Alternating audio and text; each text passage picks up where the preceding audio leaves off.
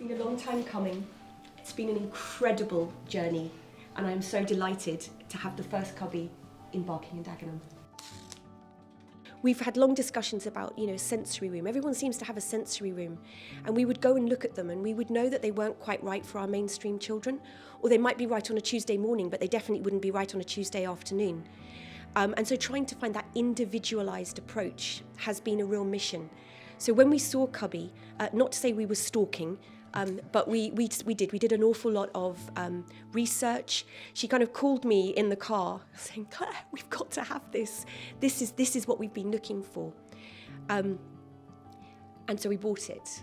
And when it arrived, I could feel the eyes of staff looking at me going, what's she done now? What has she done now?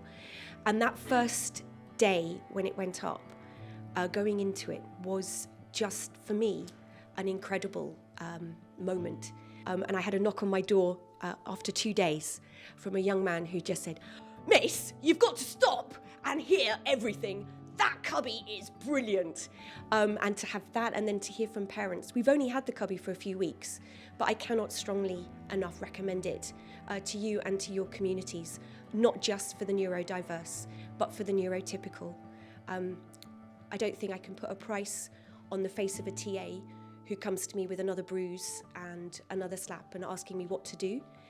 This helps them as well as the young people. We were having conversations on the gate with parents saying my child comes home from school and hides under their duvet, or my child comes home from school and they hit out or they smash up their bedroom. And so it became very aware that we had lots of children that were masking, and we weren't necessarily addressing those needs in the best way. And so we put lots of things in place to try and help them. I'm seeing a child who would come around here on the first day and wouldn't look at it, he stood with his back to it, who now 2 weeks later goes in there on his own.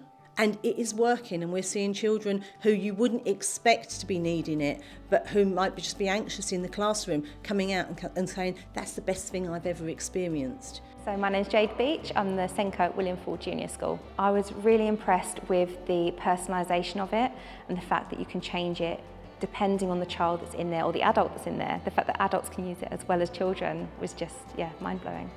I think my favourite feature is probably the adaptations that you can make for each individual that goes in there. So the lighting, the sounds, the video that's played, the fact that it can be adapted for each individual pupil, the fact that you've got OT support in there as well for the children that need it, but then you can have the ad hoc users as well. I really like that.